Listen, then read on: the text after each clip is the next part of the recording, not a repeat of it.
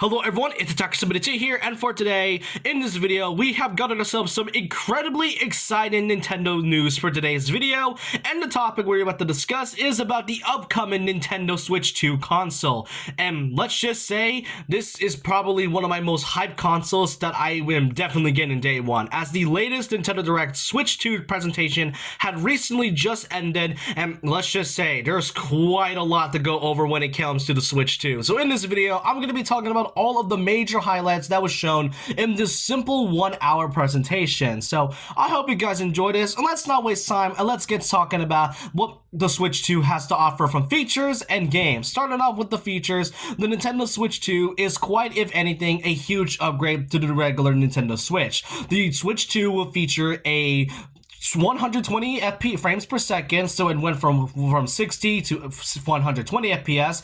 The gigabyte size went from 32 gigabytes all the way to 265, meaning games are going to be used way more often, and is a huge upgrade from just a simple 32 or something. Then there's also the resolution. It will have an HDR resolution, making the visuals way more vibrant and beautiful, and the resolution will be more smoother than the game crashing or something, so that's pretty cool to know. Then there's also the newest feature, being the C button, which turns out to be none other than the actual chat button, which in a way is just Nintendo's answer to adding Discord onto the Switch. It has features from screen sharing to showing off what games you have, to chatting with your friends online, and it has some good surround sound from what I've seen. The screen sharing though does look a little laggy, and for my part, not sure if I want to know that myself, but I might want to test that out when the Switch 2 might release. And alongside the Switch 2's chat button, there's also a Switch 2 camera, which you can plug into your console as a way to kind of show your face onto the screen, because why not? But then there's the release date. The Nintendo Switch 2 will officially be coming on June 5th, 2025. Pretty much a couple months away as of recording of this video. So if you are pretty much wanted to buy this Switch console, then you should pretty much pre-order it. I think the pre-orders are coming pretty soon, probably a week after this video is released. But another thing is that the price is going to be a bit high this time. Instead of the typical $299, it now went from $299 to a huge $449. That is less than $500, thankfully, but it's definitely still a tad bit expensive. But overall, those are the features and what the Switch 2 really has to offer. They showed a lot more to it, but those are some of the small things, and or if anything, the big parts I want to talk about when it comes to the Switch 2. Then there are the games, and let's just say the third-party titles in this Switch makes the PS5 look very inferior. No hate to the PlayStation 5 though, as someone who owns the console, it is still a good console, and the games they have released are pretty great, but the Switch 2 are now releasing certain games on there, and let's just say it just makes the PS5 look more embarrassing than it has to be. Starting off with Elden Ring Tarnished Edition, that will be coming to the Switch 2. This is great for those that want to try a Soulsborne game, and seeing Elden Ring coming to the Switch feels so obvious that it kind of makes sense. Now, after Elden Ring, we then get to Street Fighter 6. Yep, Street Fighter 6 will also be coming to the Nintendo Switch, and there will be two versions, one being the Standard Edition and the other being the Fighters Edition, which will include all of the Year 1 and 2 DLC characters, and I'm pretty sure it won't include the third year DLC or something, but still, Street Fighter 6 will be coming out on the same day as Nintendo Switch 2, funny enough. Alongside that, there will be exclusive amiibo that will be releasing alongside the Street Fighter 6 version of the Nintendo Switch 2, with amiibo of Luke, Jamie, and Kimberly. Then there is Final Fantasy VII Remake Integrated, which will include the Yuffie DLC, and given the fact that we are getting the Final Fantasy VII Remake on the Nintendo Switch, now makes it seem more obvious that Rebirth will be coming, because Final Fantasy VII Rebirth is rumored to also come to the Switch 2, so seeing that and then seeing the remake one coming onto the Switch 2 now makes it more likely that Rebirth will be coming as well. Then there is Yakuza 0 Director's Cut, which is just a Director's Cut version of Yakuza 0, will also be coming to the Switch 2, and funny enough, it will also come out the same day as the Switch 2 as well. So, and as someone who has been playing Yakuza games lately, more specifically Yakuza Kiwami, this is definitely a game that I'll be putting on my wish list. Then there are the two biggest ones I want to highlight, being Hollow Knight Silksong and Deltarune Chapters 3 and 4. For those that wanted to try Deltarune and have been waiting for new content of Deltarune, do not worry, Chapters 3 and 4 will finally be releasing as part of the Switch 2. And Hollow Knight Silksong is a game that has been on hold for so long that we finally get an actual release date, being 2025. So not really an exact release date, but we know it's coming out this year. There was like no build up. They just straight up shadow dropped the fact that Silksong is coming this year. What a time to be alive, but those are the games that will be coming to the Switch 2, and as I said, it makes the PS5 more embarrassing than it has to be. However, there is going to be a brand new game that will be made by the same developers as Elden Ring and Dark Souls, and also, I guess, Bloodborne, that being Duskblood, which will be exclusive to the Nintendo Switch 2. And that's definitely funny because this game definitely gives me a lot of Bloodborne vibes, which is extremely ironic given that Bloodborne has yet to release on any console outside of, you know, the PlayStation, because there's still yet to be a re-release, a PC release, or some type of re-release of Bloodborne in the future. But hey, it's cool. We get to see a From Software game being exclusive to the Switch 2.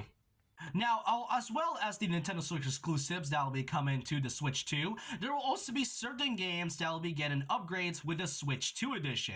And do not worry, your original Switch games will also be compatible onto the Switch 2. So don't worry if you're wasting your money, you will still be able to play your original Switch games. But certain ones will be getting re-releases or upgrades of certain titles and has some new additions that is pretty much new into these games. For example, Super Mario Party Jamboree will have a new feature called Jamboree TV, which is pretty cool to say the least, because it also requires the Joy-Cons, which I forgot to mention, those Joy-Cons will also be magnetic as well, and will act as a mouse as well. So not only is it motion controls, but it's magnetic and acts as a computer mouse, which is really cool. But Super Mario Party Jamboree will be featuring a Jamboree TV as part of an exclusive as an upgrade. Then there's also games like Kirby and the Forgotten Land, which will have a brand new story known as Star Cross World. It's just really cool to see that we're gonna get DLC for Kirby, since I don't really think Kirby has ever gotten DLC in its life. I mean, I'm pretty sure it has a couple times, but never really that much of a main focus. But then there's also certain games like Metroid Prime 4 Beyond, the Legend of Zelda titles like Breath of the Wild and Tears of the Kingdom, and Pokemon Legends Z to A, which will enhance the visuals, making for a more breathtaking and visual looking experience. So there will be exclusive upgrades to the games, but for those that already own the titles, do not worry, you can simply use it with an upgrade that will be part of a Nintendo Switch Online pack, or you can just pay for it. I don't know, whichever works for you. But yeah, it's definitely a good sign that they are not doing this, like doing a re-release, and instead gives us an upgrade pack instead of just having to get the same game all over again, which is great. Speaking of Switch Online, another big highlight I want to talk about is a brand new exclusive edition that will be added as part of the Nintendo Switch 2, that being the Nintendo GameCube Nintendo Classics Edition, which will feature many GameCube titles that will be part of the Nintendo Switch expansion pack membership, which is great. And so far, the games that are shown so far, we got Legend of Zelda Wind Waker, there's also what was it? It was Soul Calibur 2, which is the Zelda one, and then there's also F-Zero GX, and there will be more on the way, from games going from Mario Sunshine, Mario Strikers, Chibi Robo, Path of Radiance. You get the point. Pretty cool to see, and I kind of had a feeling they were going to be adding some type of GameCube related content, given the fact that there was a playtest that happened a few months back. But still, it is cool to see GameCube now coming into the Switch 2, but it is only going to be part of the Switch 2 membership, by the way. But then we get to the biggest highlight of the Nintendo Switch 2 Direct, the Switch 2 game exclusives. And I gotta say, these are by far one of the most hyped I have been for a game. Started out with the fact that we are going to be getting the newest Mario Kart game, being known as Mario Kart World. And at first, when I saw this, I thought it was already exciting to see it as a teaser when the Switch 2 was announced. But to now see the game makes me way more excited than it has to be, as this game is insane with its gameplay and its roster and what the game has to offer. First off, you get the free roam in this game. So this game has a free roam mode and you can drive on any track as you please. Then there's the roster, and I gotta say, you get to play as nearly anyone in this game, and I when I say anyone, I mean anyone. You got aside from the mainstay Mario characters, you get to play as the penguin, the dolphin, the frickin' Goomba. You get to play as a Pokey, a beetle, a snowman. You get to play as a snowman.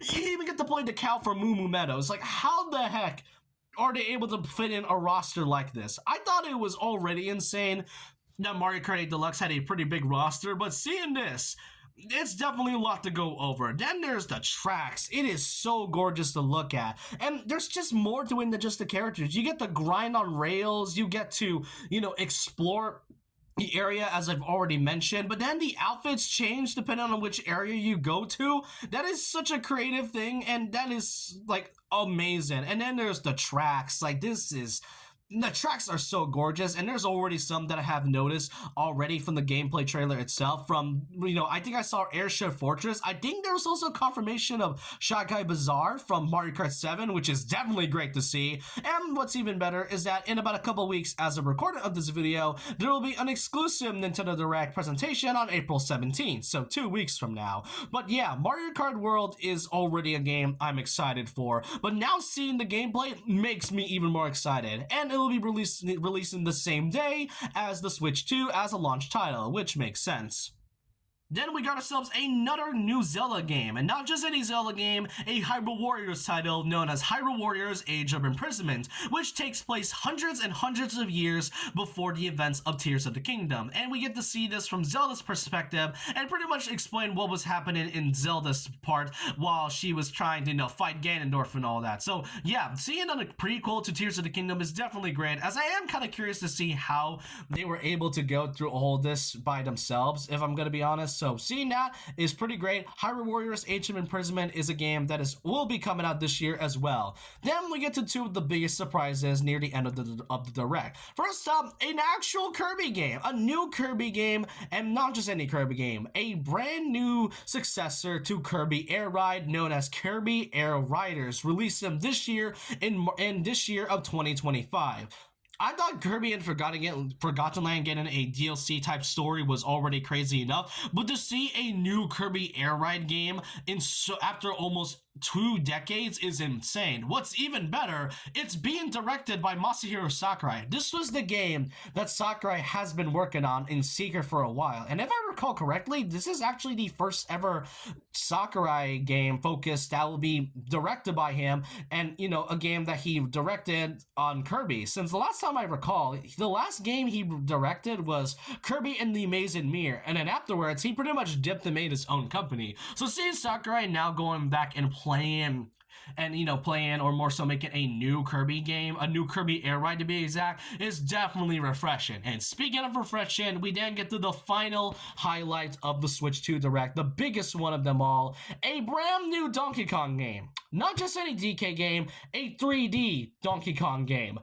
I never thought I'd see today, after almost a decade of basically no Donkey Kong content. I mean, we did get like a couple, DK Switch games, but that's only ports. But to see a genuinely new DK game after so long is so exciting. And first of all, we get ourselves a new world, a new game that really gives me the vibe of Mario Odyssey. The visual and the gameplay gives me so much Odyssey vibes, and Donkey Kong is also donning his Mario movie inspired design. It was kind of noticeable when Mario Kart World, when DK was shown up pretty briefly, but to actually see this come to fruition and actually have DK don his Mario movie inspired design makes me think that they're now going to be moving on from the rare design and now focusing on this new DK design, which I'm not gonna lie, it grew on me. But overall, a brand new DK game that looks like the vibes of Mario Odyssey and will be releasing in July of this year, a month after the Switch 2 had released. Donkey Kong Bonanza is already a must-have Switch game, a new DK game at that, and you can tell that they are bringing back one of the most well-known characters of all time. I can't believe it took this long for a new DK game, a new 3D DK game